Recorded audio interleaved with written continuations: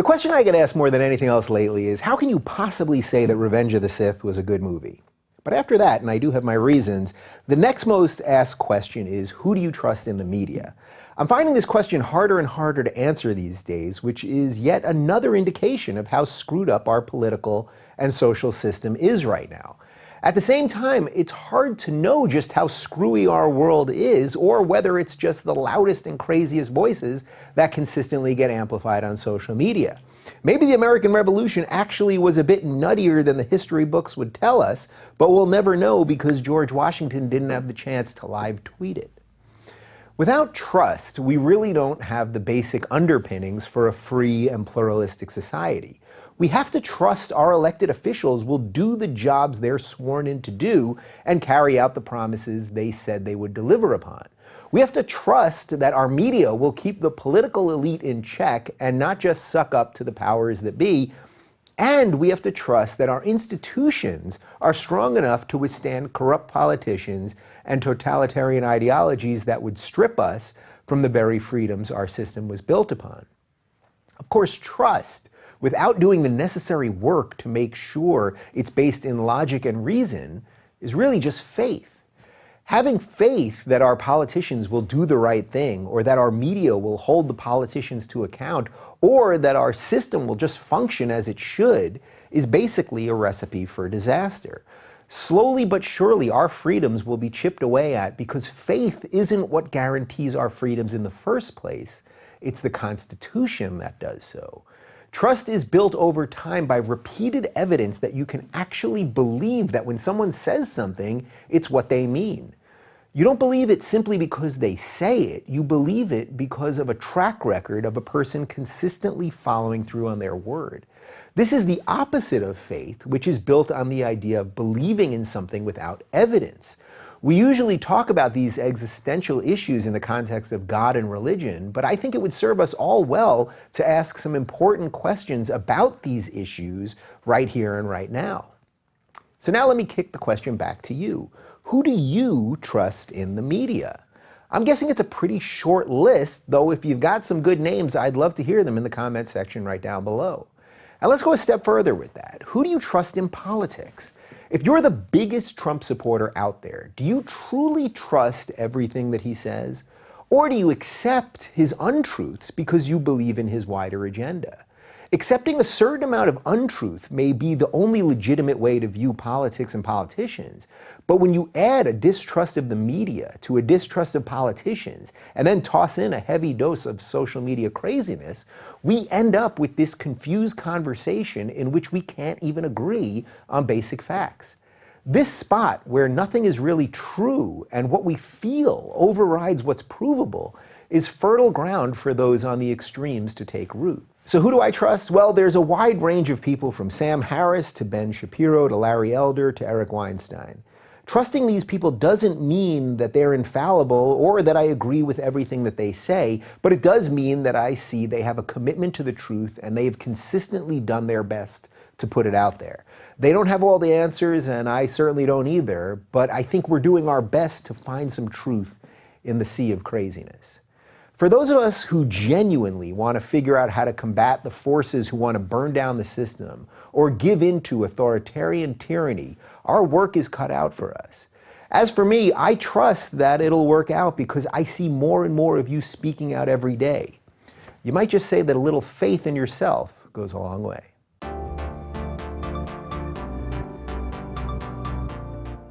Joining me this week is a former candidate for President of the United States from the Libertarian Party and a man who, according to his Twitter bio, is pro-liberty, pro-life, and pro-constitution. Austin Petersen, welcome to the Rubin Report. Hey, thanks for having me. We've been trying to do this for quite some time. Yeah, our Twitter, it's going to go bonkers. My people love your people. I don't know if your people are going to like me yet, but I guess that kind of remains to be seen. I think they're there. I don't know if you've noticed, but there seems to be a classical liberal, libertarian little bonding thing happening in America right now. My people said that if I get you to say you're a small libertarian, then they're going to donate $5 to my super PAC. So is that? Oh, is that right? Yeah. So are you a libertarian? You can turn some of this on me at some point, but not right at the beginning. Not yet. Not just yet. So it's funny. I'm shooting 3 shows today, and I just walked outside with my dog just to get some fresh air. I just found you wandering in the streets. You didn't even take a car here. You're truly a man of the people. Yeah. Well, I'm from Missouri. Grew up on a farm. Pretty common. And I think that California's beautiful, and we're trying to be environmentalists, right? So I didn't have a bicycle, so I just went for a walk and found your studio. Yeah. All right. So here we are. There's a lot I want to get to with you, but let's just start with the basics. Yeah. People know I like definitions. You ran as a libertarian. What is a libertarian to you? Right. Well, essentially, a libertarian, it allows you to choose your own values, as long as you don't try and use the government to force those values on somebody else. And that's why we get a lot of infighting in the Libertarian Party, because we have so many people from so many different backgrounds with different values. But the one value we all share is that we believe the government should be limited so that individuals can choose what they want to do and choose their values and explore the wide range of options. Sometimes those options are dangerous. Some people choose to smoke. But they should have the right to do that as long as they don't try and impose a cost onto others, right?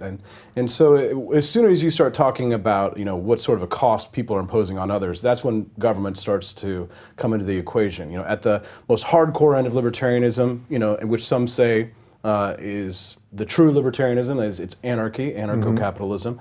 I think I fall right before that. I get off the train right there, and I call myself a minarchist.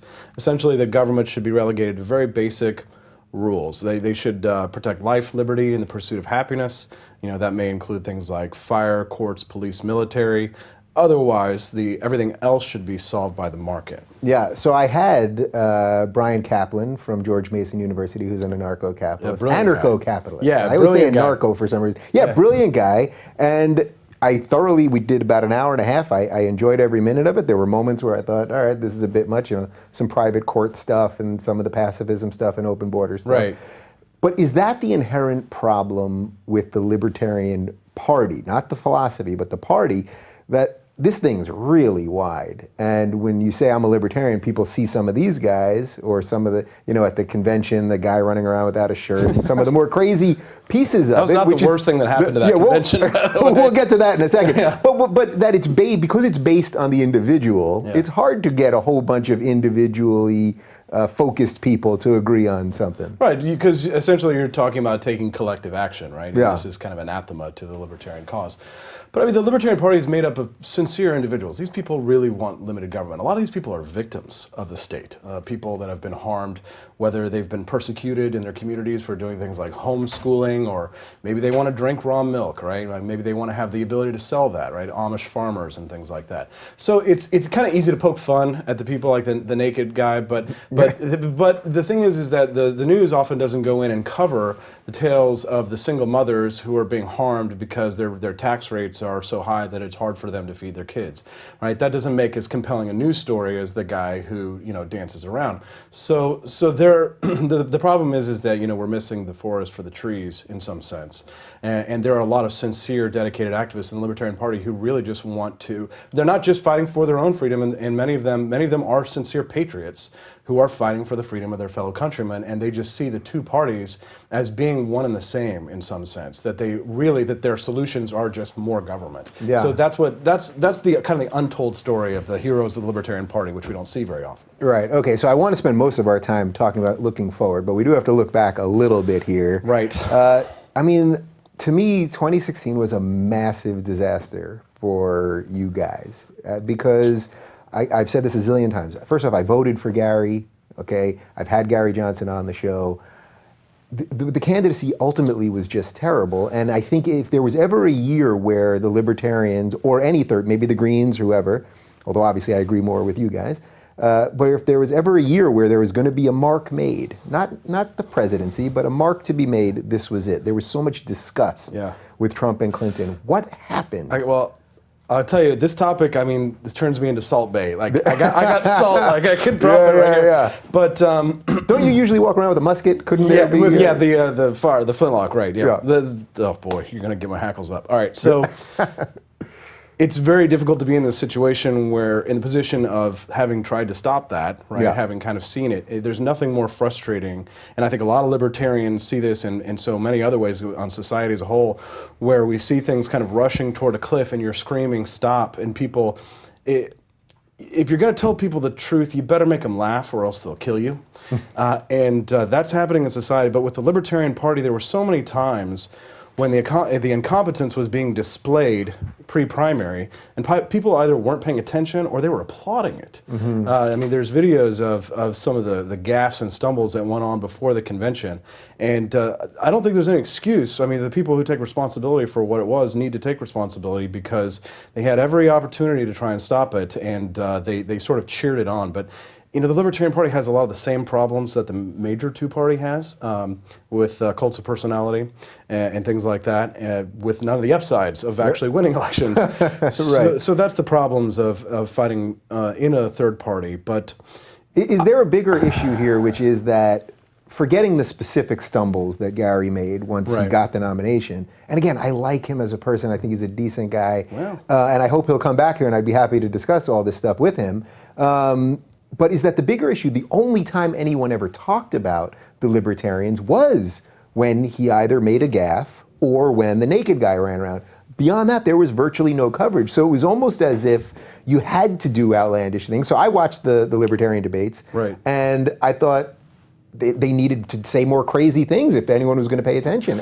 Even though I don't believe that generally related to politics. Well, it's not about what you say; it's about how you say it very frequently, right? And so sometimes it was just Gary's delivery that came off as awkward. It wasn't necessarily what he was saying, but the way that he was saying it, which I think puts people off. And the thing about Donald Trump that I think was so attractive was that he was giving. Last year was a crazy bastard year, right? and libertarians as crazy bastards, that could have been our year. And with the rise of the alt-right, which is really what propelled, in many ways, helped propel Donald to the presidency. A lot of those people, were sincere conservatives who were looking for a third option. They wanted somebody who could take down Hillary, and I think that the real strategy problem was simply that it looked as if Gary and Bill were sort of cozying up to Hillary, which is what nobody in the United States wanted because they rejected her. So it wasn't so much what Gary was saying, it relied a little bit more on tactics. I mean, yeah, the delivery was not that good, but and the gaffes were horrible, but it really just comes down to not being able to read the political winds of the time, and that's really where we suffered. Yeah, without getting too thick in the weeds on just the machinations behind the scene of the party, because I don't think people really understand what happens behind a party. So we know the Democrats have this massive machine. We know it's deeply corrupt, and a lot of that has been exposed. The Republicans also have a pretty powerful machine. I don't think it's quite as corrupt, but who knows? What is the underpinnings of the libertarian machine? Like, what's going on behind the scenes? Who's in charge? What's it about? Anarchy, right? Yeah. I mean, they have the Libertarian National Committee. Their job is to run candidates for office. I think the good thing about the Libertarian Party is that, anybody can participate, right? It's not like the Democrats where they have super delegates and things like that. Anybody can become a delegate if you join the Libertarian Party and go to your state convention. So the way that the Libertarian Party works is it's powered by the people.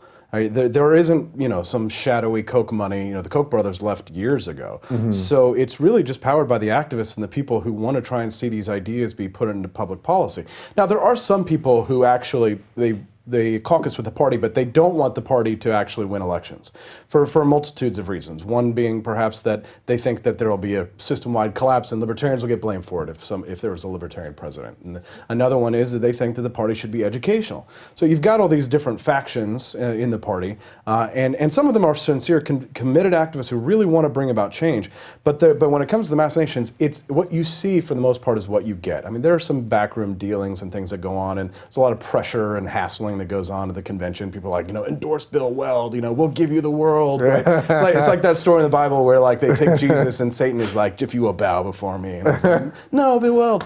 But that kind of stuff happens. But for the most part, it's what you see is what you get. Yeah. Was there a moment after Gary got the nomination that you would have considered being his VP? Or did they announce, once he got the nomination, did they say they were a team immediately? Well, of course, he was running to be the VP. And The thing was this, my mistakes that I made at the convention was that I actually took the principled moves over the pragmatic moves. And I'll just explain this very briefly. So there was a brief period of time when some people said, okay, Austin, if you want, just go run for the VP slot. But because I was trying to think for what the good of the party and for the good of the ticket, I thought to myself, okay, well, Gary hates me, and I wouldn't want to be hamstrung by a VP that I can't stand. Right? He obviously wanted Bill. The delegates thought that he was better, so I was trying to, I gave in to the will of the majority, and I thought, no, I'm not going to do this because I think it's going to cripple the ticket. Well, then later, stupidly, I didn't realize that Gary had threatened that if he didn't get Bill willed, he would quit. So if I had been the VP, then I would have been the candidate if Gary had quit. So maybe I should have just stuck it together. Well, I suspect he wouldn't have chose you, though, right? No, but the delegates choose. That's how the Libertarian Party is different from the major two parties. The delegates choose the vice presidential candidate. So if I really wanted to be a butt chunk, I could have taken my gun out of the trash and mounted a campaign to try and be the VP pick with the hopes that Gary would quit. But that's just being a jerk. So I already have been labeled a jerk, so I'm trying to get away from that. So my last question to you at the end of this is going to be about 2020, but as a lead into that, then, you learned that lesson there. So do you think you would do things differently next time, before you even tell me if 2020 is an option? Yes, I would definitely do things differently. And there are certain things that you learn from the process. Hindsight is 2020.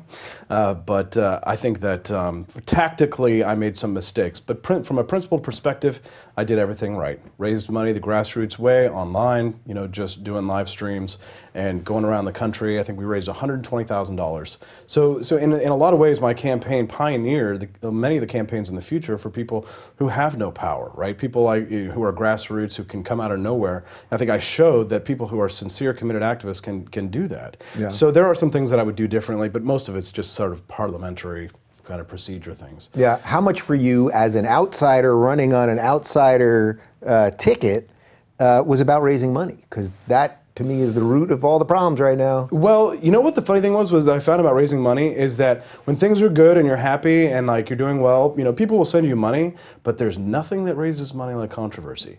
And one thing that happened to me, and it's so ironic because I was just their keynote speaker this year now, the Colorado Libertarian Party disinvited me from their debate. And I was in Illinois at the time, and I'm there with my staff, and they said, okay, well, you're not invited because I disagree with some of the radical anarchists on one of their base philosophical principles. So they're like, oh, you're not a libertarian, you're not invited. Yeah. What principle is that? It's called the NAP, the NAP, the non-aggression principle, which many libertarians believe that is the centerpiece of libertarian philosophy, which I, in no uncertain terms, completely reject, simply because in my mind, I believe it leads one to a strict form of pacifism, which doesn't account for self-defense, which they dispute.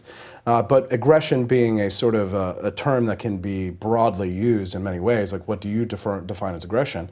It leads one to consider maybe we'll need a court system to suss it out, which would imply a government, which would end the argument for anarchy, right? They disagree, and they're going to be very mad at me for saying that. But so you're taking in that specific instance what you would argue is just a more realistic approach, or a more functional approach. Not really. It's not a matter of realism. Essentially, it's a matter of real, true principle. Yeah. Simply because many people have argued, and boy, this is going to make people mad. But in the end, the concept of aggression. Don't worry, we're putting this on YouTube, and it's not like YouTube commenters are anything but lovely maybe people. Your liberal friends are going to like it, but I'm kind of a heretic in libertarian circles for this. Yeah. But simply, many libertarians have argued, and many have told me directly to my face that the evil of government is so horrible that it's better that we have a society where it may be immoral to allow a child to starve to death, but it's not illegal simply because it's all about the initiation of force. Right, and I like to play the puzzle game. If you walk past a homeless person on the street, they're starving to death, and you don't feed them, have you committed a crime? No. Have you initiated force? No. If you have a child, and it's your child, and by neglect, you allow that child to starve to death, have you committed a crime? Yes. Have you initiated force? No. So that's really where it comes down to it. The rights of children is sort of where we start talking about whether or not some third party may have a right to come in. But that controversy was enough to make the Libertarian Party of Colorado say no, and it made my activists so angry that they started pouring money in my coffers saying, Austin, drive to Colorado right now, and we drove all night, 13 hours straight to the convention, took second place, beat up on Gary a little bit, and raised money. So yeah. That's fascinating because the infighting of all the parties I find incredible. Like just the inability for anyone to build a bridge these days, which is so much of what I'm not a political insider, but what I'm trying to do around here is build some bridges and show people you can disagree on abortion, and we'll talk about that in a little bit, and a bunch of different things, and still find some basic principles to believe in. But let's just talk about the general role of government, because that's really what this all comes down to. So you touched on it just a little bit up top. Give me the basic things that you believe government should exist for, the specifics, not just the ideas of liberty and that sort of thing.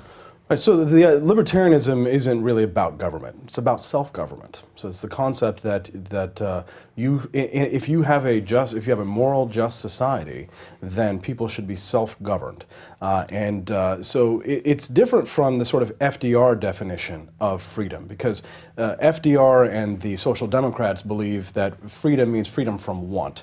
So you're not free if you're hungry. That's their definition. So the question really comes down to is that we as libertarians have a different concept of freedom from most people, because our concept of freedom is the most politically incorrect, because it requires personal responsibility. And when you start talking to people about personal responsibility, that's when they get angry. And even libertarians aren't perfect when it comes down to this. But when it comes to the actual role of government, it should be the absolute minimum that is required in order to sustain life, liberty, and the pursuit of happiness. Now that's the Declaration of Independence. That's not the law. But the Constitution, being the law, it has very specific enumerated powers. And sometimes conservatives, I think, make a mistake where they'll say, well, we believe in states' rights. And the libertarian says, no, actually, that's a misnomer. Only people have rights. States have powers. And the idea is that those powers should be strictly limited and enumerated. So we delegate some of our power to government, but we don't delegate any of our rights to government. Our rights are intrinsic, our rights are natural, they are self-evident as to our humanity, and so libertarians simply believe that the individual should be self-governed to the greatest extent possible until that self-governance is a problem, right? If you do not police yourself, you will be policed. So as long as whatever action that you're taking isn't creating some negative externality on the community, in that question, when it comes to the environment, right, whether you may be polluting or something like that, these are problems that libertarians face. Yeah. We believe in a strict definition of property rights. So essentially, what government should do is it should, adjudicate disputes between property rights holders, and it should prosecute criminal cases. Force and fraud really is what it should do, and that's really the limited role of government. So you would take like sanitation away from the government. You would take the U.S. Postal Service. All of those kinds of things. We're keeping courts. Yeah. We're keeping cops. And probably need nuclear weapons, in my opinion. But that's cops, courts, nukes. Yeah, cops, courts, and nukes is about all. Well, I think we just came up with your slogan for 2020. There we go. Save me, please. Yeah. How is any of this different? Do you consider yourself an objectivist, actually? I mean, I flirt with objectivism. Now I'm going to really get you in trouble because I know you just mentioned Ayn Rand. People go nuts. I like a lot of it, and I've had many people, your own Brooke, his book's right over there. Right. I think that she rejects altruism. I get a joy out of doing something. I know the argument is that, well, if you get a joy out of doing it for other good people, well, then it's selfish. But it's not entirely selfish. I mean, I think that that there is a desire for us to sacrifice ourselves in order to do it for the greater good. Some people think that the government should require that sacrifice on us, like mandatory service. But as a libertarian, I believe in voluntary service, a voluntary military. And if I had served in the military, I would be doing it out of a sense of patriotism, which would be, in some sense, a sense of selflessness. Many people have been drafted, right? But a lot of people who fought in World War II against the Nazis were doing it because they were fighting for their family. They were fighting out of a greater sense of oneself. I mean, sometimes libertarians, I think objectivists are sort of immune to that, but not all libertarians are. Some libertarians do what they do out of a sense of what's good for the community. Maybe this is what Ayn Rand would say was selfish, but I actually do want to see humanity flourish and thrive. I just simply don't believe the government is the best way for us to do that. Yeah, so I don't see actually a major distinction there from what you would believe as opposed to an objectivist, because doing for yourself what is selfishly good, I always view that as that's not necessarily going to hurt your neighbor, because if you're smart and you're doing what's good for you, you're not going to be dumping in your neighbor's lawn because you want your neighbor to be happy too. True, so but like sometimes don't you just do good things for people, even if though it doesn't benefit you? I mean, yeah, it may make you feel good, but every once in a while I catch myself just doing things for people, like opening a door, handing a quarter to a homeless person, right? Giving somebody my phone to use or something like that. Just not big, and like sometimes I don't derive any pleasure from it. I just do it automatically. Right. So then we're on the philosophical piece of is that somehow actually for you, which it almost, to me, it's almost irrelevant in a sort of real world practicality. Probably my biggest issue with like objectivists is just simply the again that it's distasteful to me because I really dislike cults of personality, right? And I'm a contrarian and a skeptic, and I just really like to pick things apart and find the flaws in it. You know, this is what gets you in trouble and gets you branded a heretic.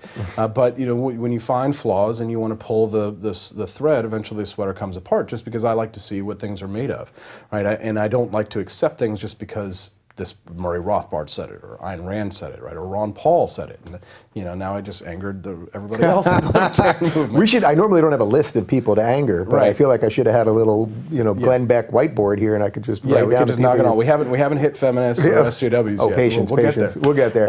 Okay, so we've taken back a lot of the stuff with government. We've taken back all of those things. Do you think that's actually possible?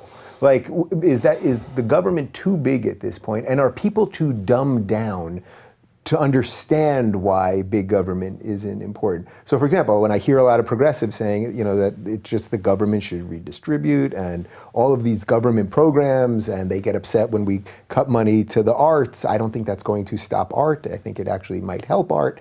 But we've just become so numb to how things work that if you were to try to reverse some of this stuff, you might do some really irreparable damage in ways that maybe we can't even see. Well, at the risk of sounding like a founding father, I'm going to quote TJ and say, I should have brought the wigs. Yeah, we should have been doing this in powdered wigs. The natural tendency is for government to grow and liberty to shrink. So do I think we can go back? I think we can. The only problem is that we have to adopt not the principles, but the tactics of some of our opponents, right? The Fabian socialists who want to try and grow government bit by bit, is we're going to have to try and fight a game of inches, right? And we're going to have to take ground bit by bit. So I do think that we can go back, but the problem is that with my movement, the Liberty Movement, is that we're not content with small gains, right? We want to see big gains. We want to start seeing major victories because we see our opponents getting major victories all the time. And I think we've got to be a little bit more patient. We've got to fight, on the short game before we can worry about the long game in some ways. Why doesn't the party do anything down ticket? Why is it that you only hear about libertarians come national election time? And as far as I know, are there any? There must be some randomly avowed libertarians in Congress. They're there. It's just that we sort of, there's not a lot of incentives because when you run as a senator or for president as a libertarian, you're going to get the same amount of hell that you're going to get if you run for a lower office, but at least there's the benefit of getting a little bit of notoriety, right? A little bit of fame, perhaps, a little bit of opportunity to advance your ideas. I mean, when you're running for the dog catcher as a libertarian, you're going to get the same amount of hell, but it's your neighbor next door that's going to give it to you. So I think that the incentives are probably messed up there, and also we just I think that just a lot of people don't know what it means to be a libertarian. A lot of people who will, Bill Maher says he's a libertarian, right? And what's the guy, John Bolton, Ambassador John Bolton, came on my show once and was like, I'm a libertarian. Really? Invade Russia. Like, okay. Right, because I think of him more as a neocon. Right.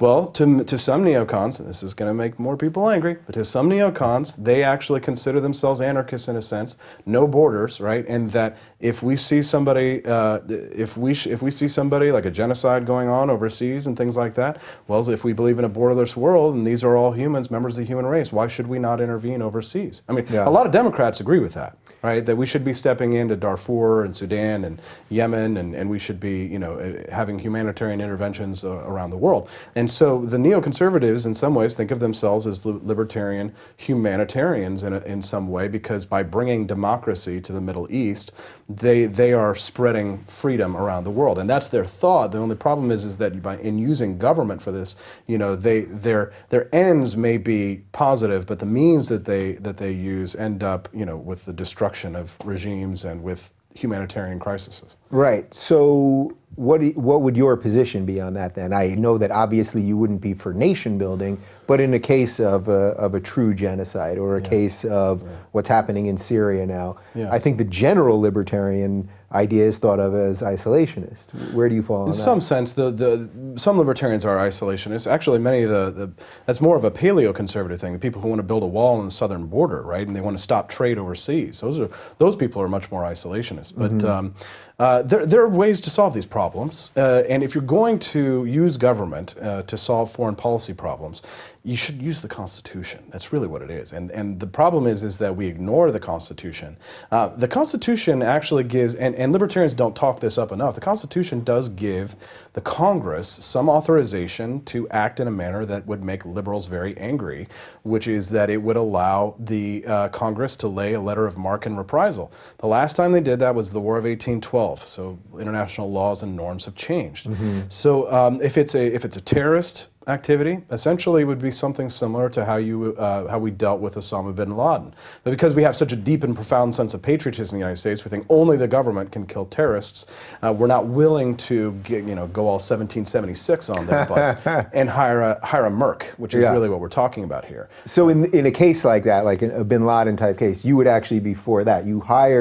You're basically subcontracting our army out, and it's probably, you would argue, I assume, it would be a cheaper and more effective way of doing this. Ron Paul, after 9/11, actually introduced legislation to go and to kill bin Laden using letters of marque and reprisal, because at least we're following constitutional due processes. Now, a lot of libertarians that don't agree with the authorization for the use of military force have to admit that was, quote unquote, a congressional authorization.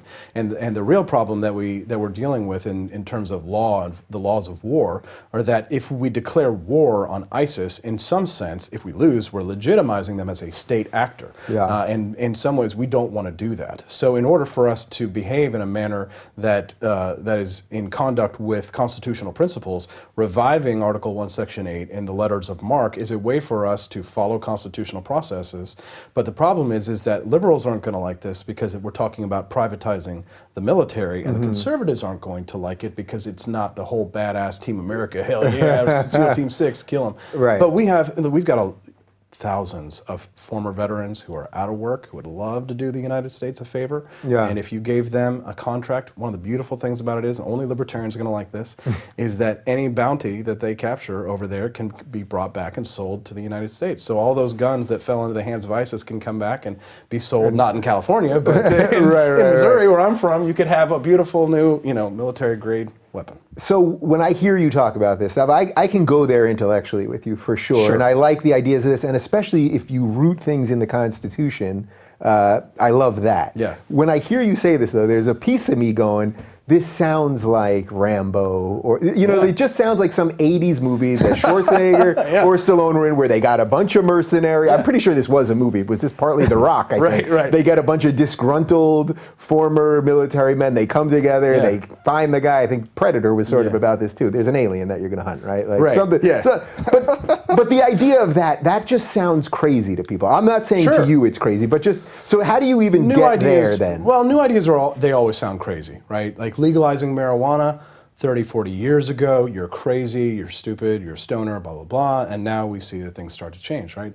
And, crazy people, like, the problem with this is that there's this really great quote where somebody used the other day on Twitter. They said that smart people sound like crazy people to stupid people. So the problem may not be that just because an opinion is in the minority doesn't mean it's wrong, right? Most of the time, whenever people are like, "Oh, your idea is crazy," nobody agrees with you. Well, maybe most people are kind of stupid. Right? So maybe you're the crazy ones. Right? And the media is not helping that situation at all. At some point, you've got to be willing to put your foot in the ground and take a stand and say, "I don't care if nobody agrees with me. I'm going to take a stand on principle." And listen, the founding fathers did not put this into the Constitution for no reason. You know why they did this? It's because the War of 1776 was primarily won on the seas by private mariners.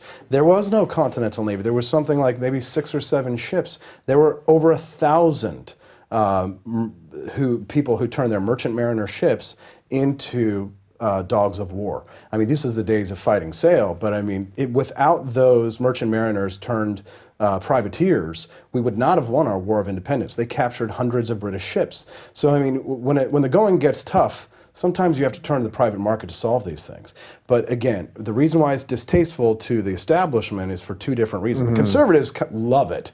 They're like, "Oh, this is a great idea, but we'll never get the liberals on board, and we'd much rather trust it to our Navy SEAL team guys." And the liberals are like, "Oh my God, you're privatizing war. I mean, it's horrible. It's the free market and it's war." So it's very hard to win that battle. But I mean, whatever I do, I try and couch it in actual precedent, law, the law, the Constitution. That way I think you remain consistent. And, again, new ideas are always sound crazy until they finally become accepted. Yeah, so speaking of precedent and the Constitution, what do you think of the general state of the Constitution right now? I think it's a pretty beautiful, almost perfect document to be governed by. But it doesn't seem to be what we're really governed by anymore. It's being trampled in every direction right now. Yeah. You can make cases that Trump's trampling it in certain ways with executive actions. And by the way, Obama did plenty of them and George W. Bush did plenty of them. So that's a nonpartisan attack. We also don't, we do military actions where we don't get congressional authorization. What was Libya? What do they call it? A kinetic military action or something? They just make up terms and you go, oh, that's not a war. Right. I'm pretty sure if Libya had been blowing us apart, we'd call it a war. Yeah. So the general state of how we are or are not governed by the Constitution. In many ways, I think we're living in a post-constitutional republic. It has some of the trappings of a constitutional republic, and the good thing is that the Bill of Rights still exists. It's still in force. I mean, Congress uses the Fifth Amendment all the time. They've got people in there in the hearings that are always having to plead the Fifth. Yeah, that's a big one for these guys. Right, and then they, of course, the Supreme Court relies on the Second Amendment when it upholds decisions in like Heller or McDonald versus Chicago. So you've got the Second Amendment. I don't think anybody would, well, maybe some people would like to get rid of it, but I think, there's plenty of people that would, sure. But most people, I think, cooler heads will prevail on that issue. You've got the First Amendment, which is in retreat in a lot of ways. College campuses probably primarily the spots where they're in retreat. It's also in retreat in some ways in the mainstream media. This is why, the Rubin Report is probably so popular and successful, not just because you're so tremendously talented, but because people are seeking out alternate means of information. We don't live in North Korea, so I can't say that the Constitution has been a total failure, but I do think that in some ways the Constitution was far from perfect. The founders tried to get rid of slavery at the signing of the Declaration of Independence. It didn't happen. It took another 100 years and a bloody civil war. So there were some institutional problems with the Constitution, and we had to pass the 13th and a 14th Amendment. Yeah. And again, it took a war for that. But I think that if you look at post-war amendments, of course you've got things like. You've got the 16th and the 17th Amendments, which have been, the most anti-libertarian parts of the Constitution. Now we have a law by bureaucracy, right? So in many times, things like the FDA or the EPA, they'll write law and enforce it. And that was definitely alien to the concept of constitutional laws written by the founders. Mm-hmm. So if you're going to have a bureaucracy, then I think the bureaucracy should be limited to operating within constitutional law. But if they're going to create laws, then those laws should have to be passed by Congress, and those laws are regulations in many ways. Yeah. So that's really where the problem comes, is with all the executive branch agencies that have been created that I think are probably the biggest problem that we have. Yeah. For the record, I didn't mean that in and of itself it's perfect, but in terms of the way that we can be governed as we humans are the ones that write this. I mean, Yeah. it's pretty close. It's the best we've got. Because we've got us in it, and we are flawed things that create these things. So as perfect as maybe we can create, but of course, just as an independent thing. Probably the biggest thing, though, is that for some reason the founders didn't build a wall along the southern border. So that can be improved upon. Well, because at the time there would have been no need for a casino That's a down joke, there. by the way. But wait, all right. So you mentioned the EPA. So the two ones that I hear all the time, or the Food and Drug Administration. These are the two that you hear. Right. When people say libertarians are nuts. Even Bill Maher, who I know he half now identifies as a libertarian, but he's for a lot of big government stuff at the same time. I saw a couple weeks ago he said something about that Trump, got rid of this thing with the EPA, and now they're going to start dumping in rivers again. Is immediately what he said. And to me, it's like we now live in 2017, where everyone has a phone, and if the company a block away from you is dumping in the river, or the smoke's coming out of their chimney, or that everyone would report on everyone. That's another problem that society has altogether. Right. But that we would police ourselves in a way, and as John Stossel, who I love, would always say, the more regulations we keep putting in, companies just figure out other ways to do it. We just keep putting money in lawyers' pockets, and we're not actually accomplishing anything. We're just shifting around bullshit, basically, all over the place. So I assume Can I jump in on that? Yeah, go ahead. All right, so two things. There's the EPA and then there's the FDA. So very briefly with the EPA. The EPA was created by Nixon. It was created to essentially offer scientific information in court cases where property rights were in dispute. So the original idea behind the EPA is a good one because Congress is not made up entirely of scientists, right? It's mostly lawyers, and lawyers aren't environmental scientists, and so you're going to need the testimony of environmental scientists. You're going to need someone to actually go out and do the research, find the samples, and prove perhaps that some company is putting too much mercury or some sort of toxin into the environment. You're going to need science for that. To specifically not be political, though. Right, not be political, right, and not to be the enforcement arm, right? Because right now there are a bunch of unelected bureaucrats with assault rifles, right? You've got the EP. I think the U.S. Department of Agriculture has submachine guns, right? Is that right? Yeah. So what are they doing with they're them? checking the cows, But there's when it comes to the FDA, I actually think the FDA is an easier case to make for the case of abolishment, because even though people they think, oh my gosh, well, it's the things that we eat all the time. I'm like, yeah, actually. And if you haven't noticed, people are much more conscious about what they eat. Whenever, look at Yelp reviews. Perfect example. Every time you go and eat somewhere, I go and eat somewhere, if I've never been there before, I check the Yelp review. Yeah. And if they're like, it's dirty, it's got cockroaches, terrible service, I don't go there. And that's a market mechanism. That's a regulation, right? It's a free market regulation that people use in order to determine whether or not they should eat somewhere. I mean, it doesn't take very long to figure out that some food source is bad. But the problem is that when anybody makes a mistake, which they do, even the government can't even stop some salmonella from getting out. It happens. Whenever somebody's child dies, then they say, well, one death is too many. Let's create an enormous government institution for the children, and we'll save all the kiddies. And if you don't do this, then you hate children and you want all the children to die. And that's why we have these institutions, because as a politician, it's so much easier to say, well, I'm for the children. I'm for checking children's food. And we don't want them putting poison in babies' milk, right? Because people really have an incentive to poison babies' milk, right?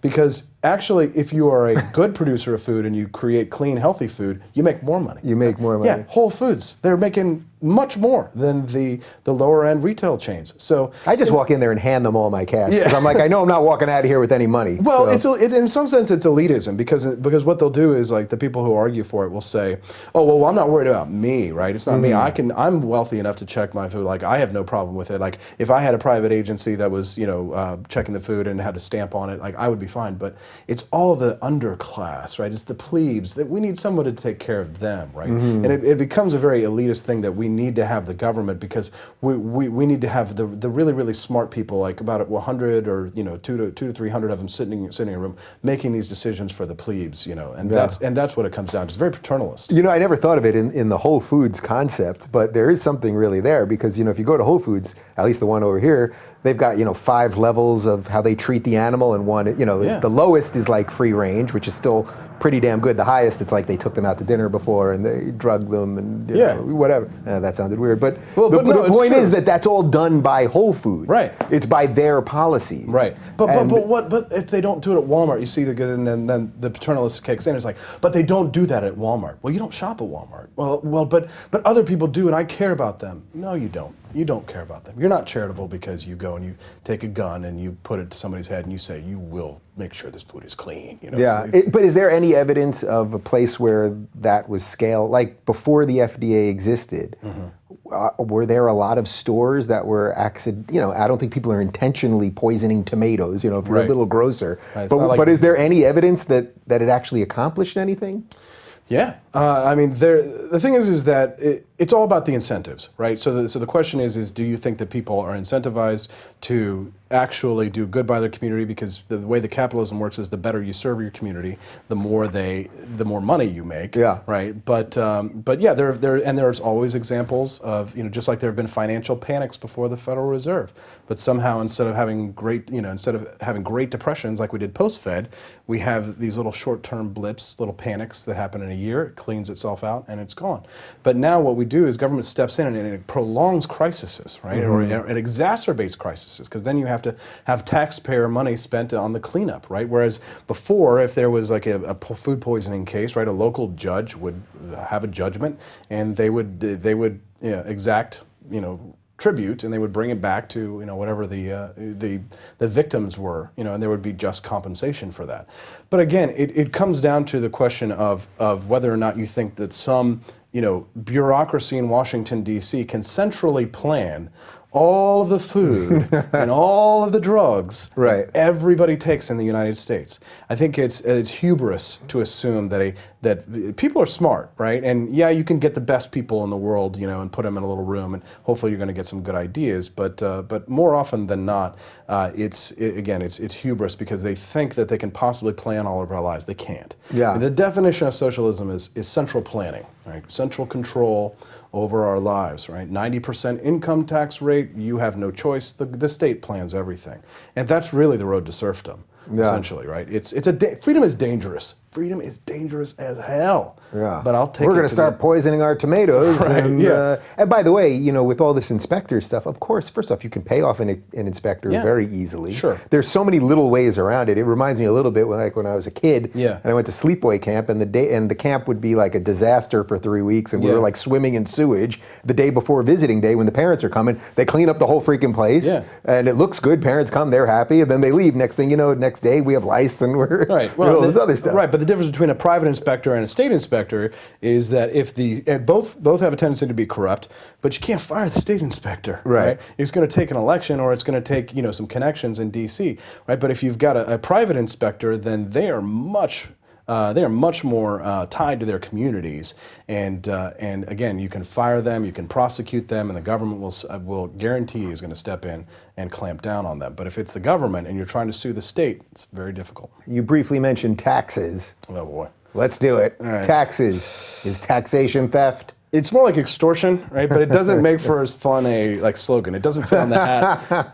I have a great hat that I sell. It says "Make taxation theft again" instead of "Make America great again," and that goes really well. But I didn't want to wear it in California because I thought they would think it was a Trump hat and I might get beat up. Even if you just wear a red hat. I know. Did you see this? I had a guy that tweeted at me a couple weeks ago that he was wearing a Nintendo Switch hat, the new Nintendo, and it's a red hat, and he said people were telling him to go fuck himself. Yeah. I mean, come on. Yeah. Well, and somebody got beat up in D.C. because it said "Make Bitcoin great again" or something like that. The left has gone a little bit nuts, I think, as you've started to detail in some of your videos. But when it comes to taxes, taxes are the price we pay to live in a civilized society. Just kidding.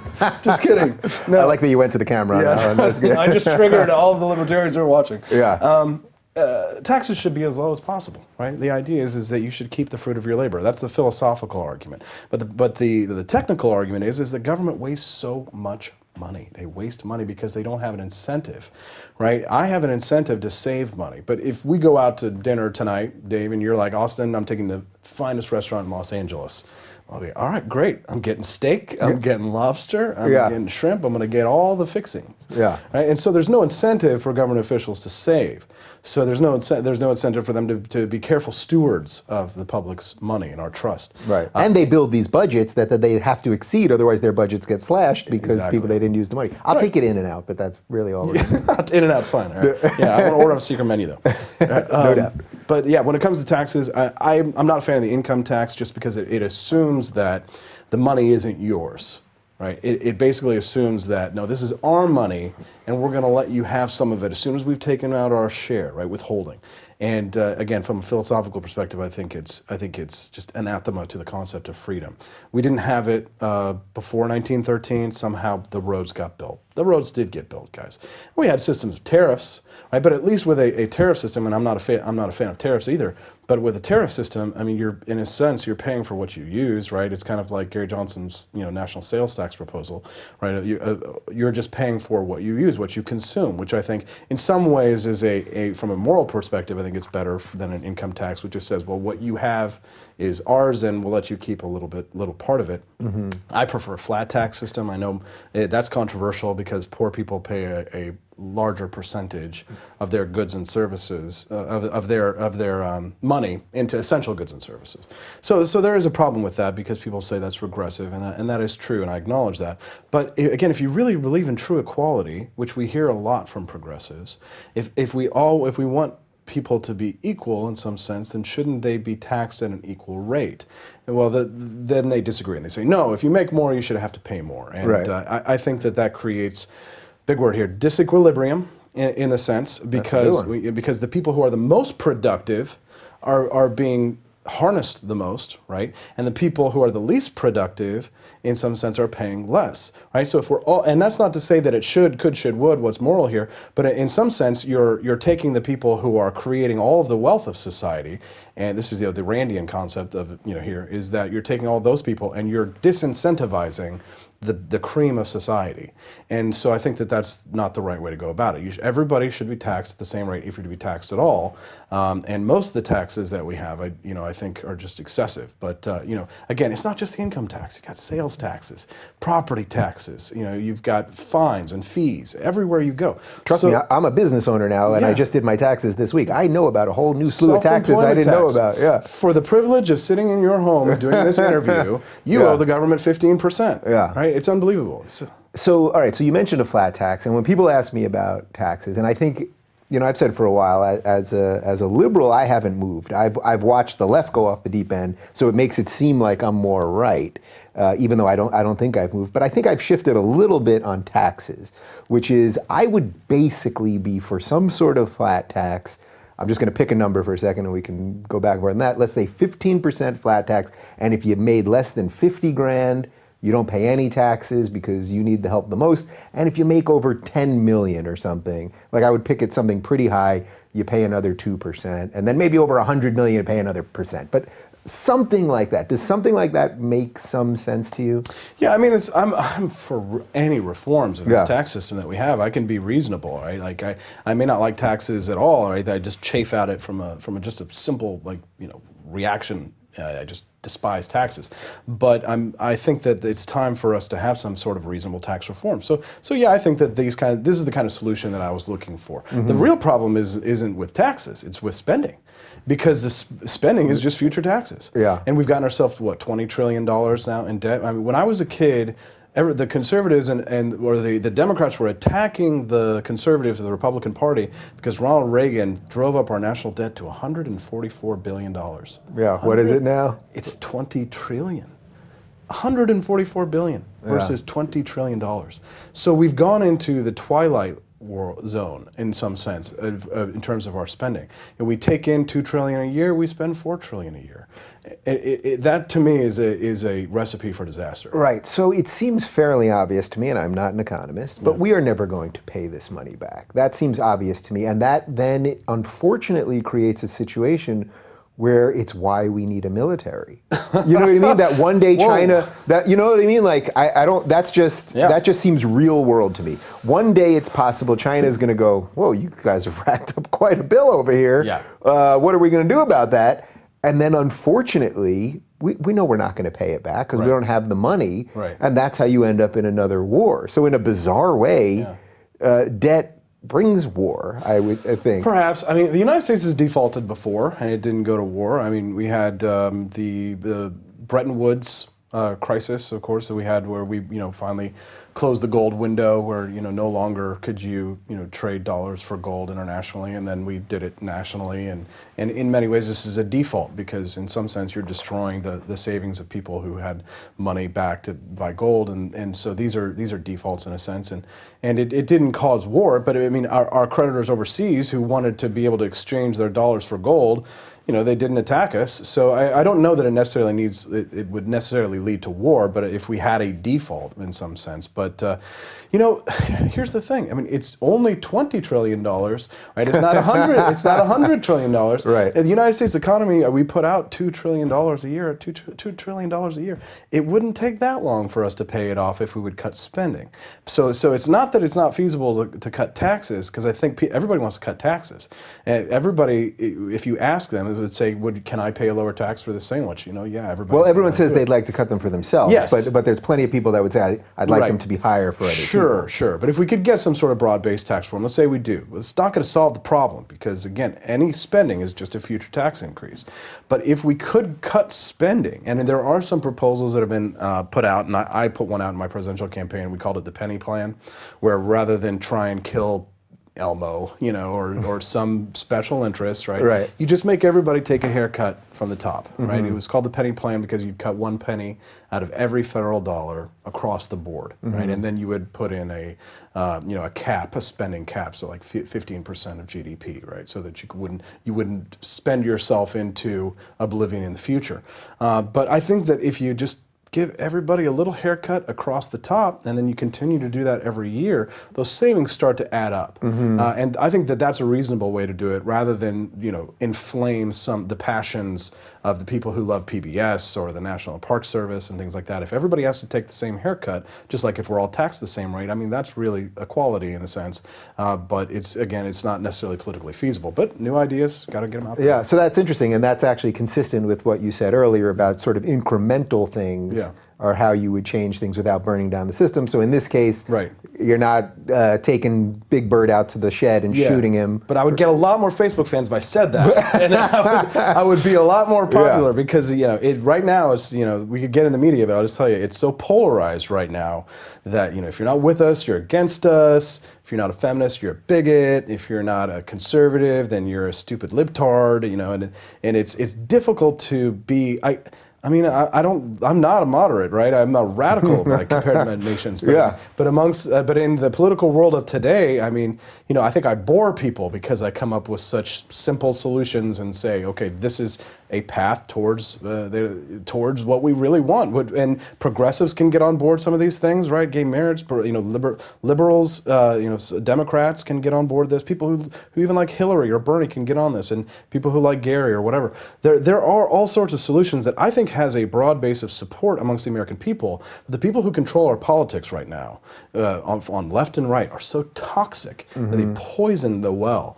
And that's why Obamacare wasn't overturned, not because the House Freedom radicals were in there, but because the people who were in the establishment were slapping it together. And in some sense, they were the radicals because they were doubling down on Obamacare in many ways. And then they start to demonize the opposition within their own party.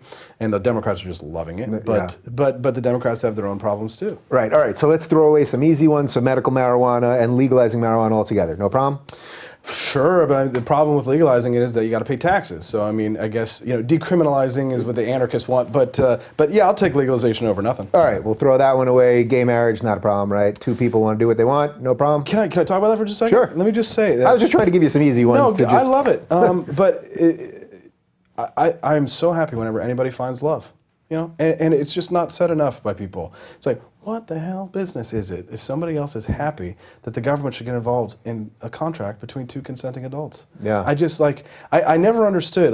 I've seen on some level where some people, they find disgust with it. I just never felt that way, right? And I have just way too many gay friends and family members that I've grown up around that I love like crazy, and I want them to be happy.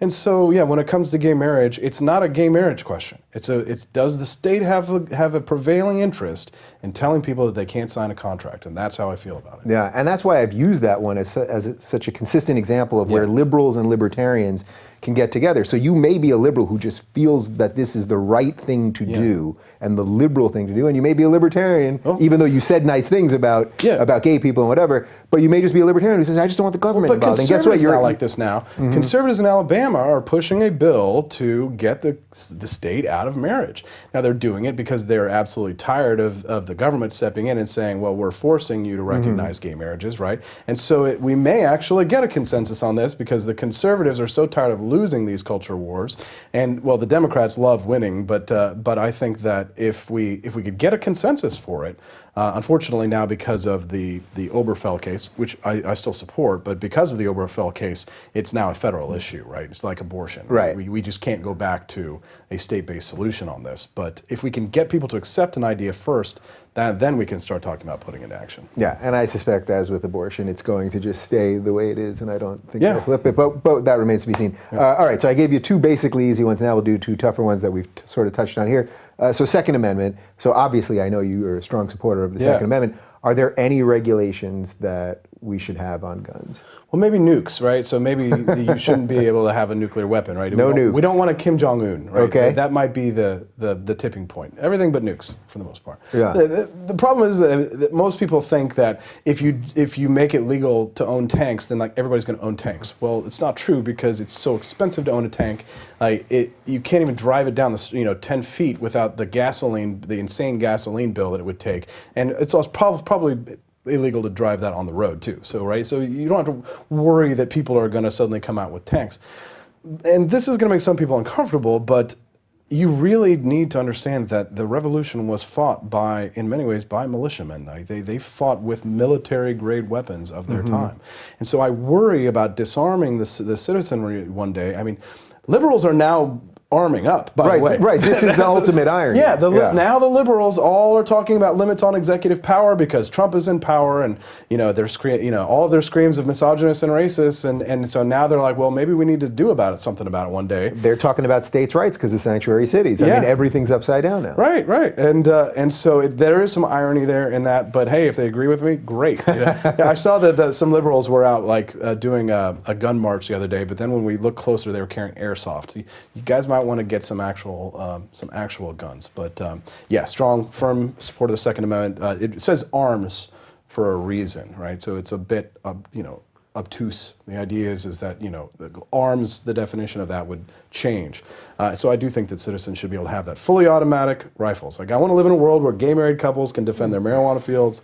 Fully automatic machine guns. Right? Yeah, that's a beautiful world. Think about it. You're giving me a lot there. Yeah, well, like happily married lesbians who grow marijuana, and one day somebody comes in and wants to steal their stash. I mean, they should be able to grab their AK-47s and kick some ass. Yeah, that sounds like that should be on Netflix. That should be a movie. That show, Yeah. All right, but somebody's going to hear that and go, all right, I've been with this guy's making some sense, but I don't want my neighbor walking around with a bazooka. Yeah. The tank is obviously okay. You can't afford a tank, but maybe you save 20 grand. I don't know how much a bazooka costs.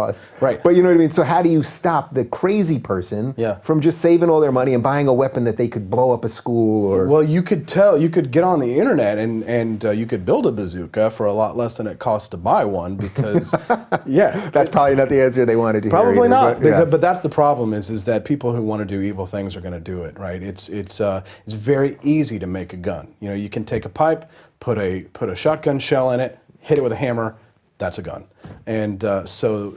I don't want to say that, oh, well, we don't ban it, ban something simply because, it's possible to do it, right? We ban murder for good reasons. But a gun is a tool, right? It's just a tool, and it's only as evil as the person who wields it.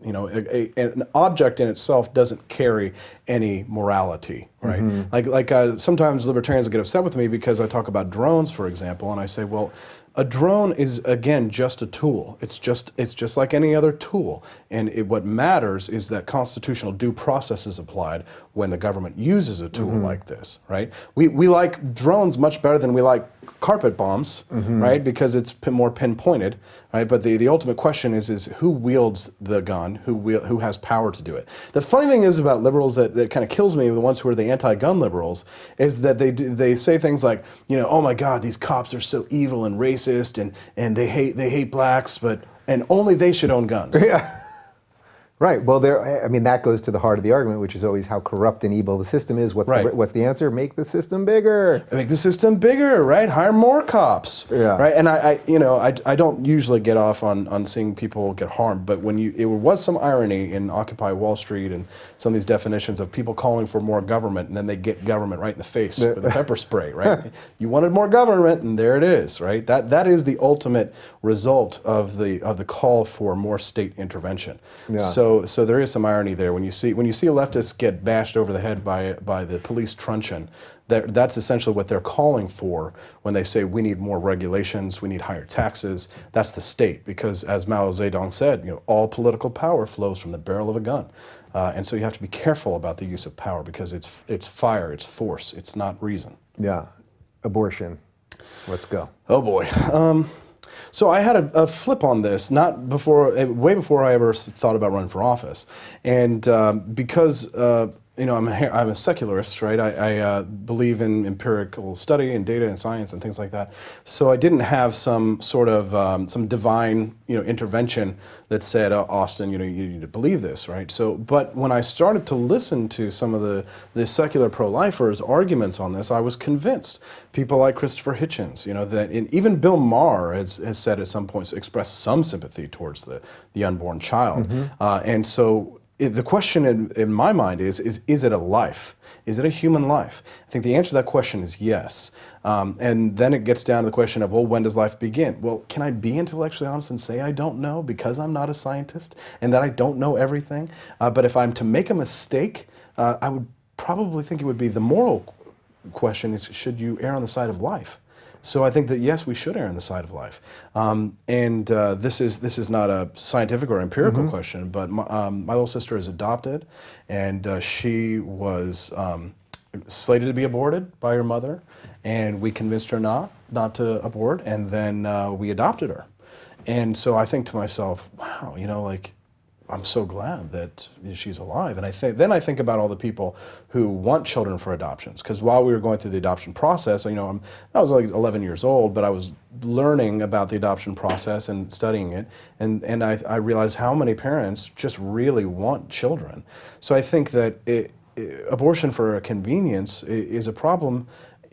Morally, I think it's a problem because I think that if you really want to live in a moral society, we should encourage people to adopt. It's not to say, you conservatives or pro-life libertarians only care about a baby once it's born, right?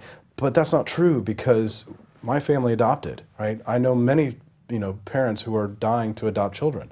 I'd like to have kids one day, and if I can't have kids, I'm going to adopt. Yeah. So I think that, again, with knowing that this isn't a perfect world and that we're never going to be able to just completely ban it, right, like Venezuela tries to do, that I think that we can probably agree that abortion isn't a good thing. Some people think it's a good thing. Right. But it's fetishized in a bizarre way. In some way it is, right. But I think most people don't think it's a good thing. Otherwise, why is the stigma or the shame attached to it?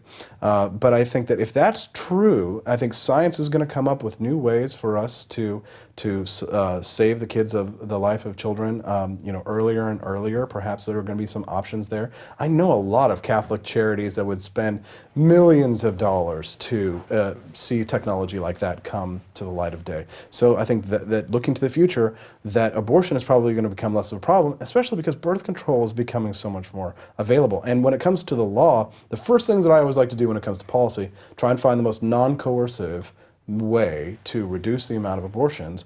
The number one simplest way that makes some people very upset still is to just legalize birth control over the counter. And that comes part and parcel with ending the war on drugs.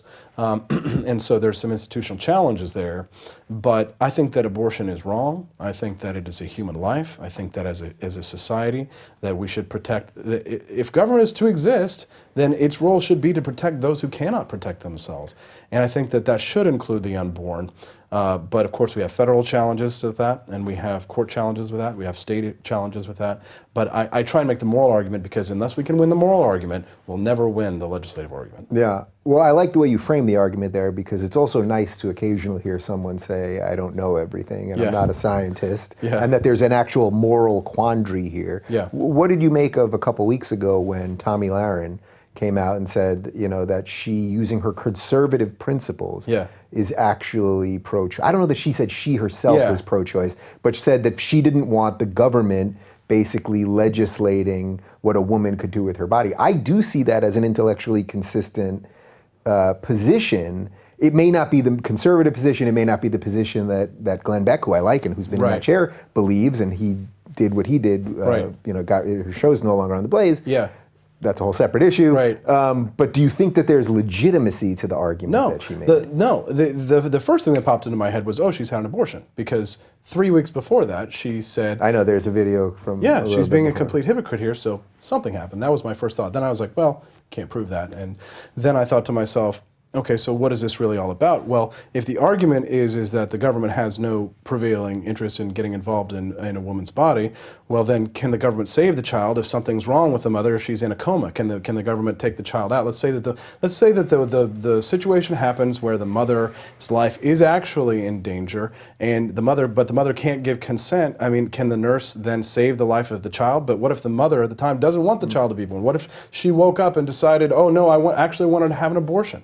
Right? Would the nurse probably not try and save the life of the child by default because she thinks of it as a baby? When Beyonce posted pictures of her being pregnant, the liberals were saying that, oh, those are babies, those are children, those are humans, right? But they're not babies, they're not humans. But when it comes to the Tomi Lahren thing, I think she probably just says whatever she can say to get traffic and clicks, and God knows I've been so tempted to follow in her example because you could make a lot more money that way. But I think that when it comes to the question of whether it's consistent or not for government to intervene, I mean, even Gary Johnson, who parades himself around as a pro-choicer, signed a partial birth abortion ban. So most abortions do occur within the first trimester.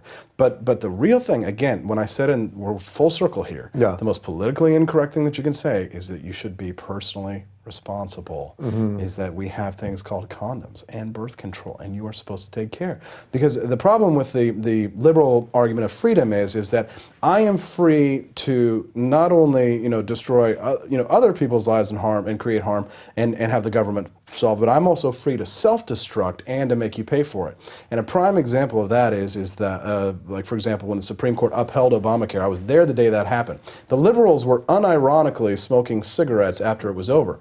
Not because they were necessarily addicted to nicotine, it was a sign to the rest of us that I can do whatever I want and now you have to pay for it.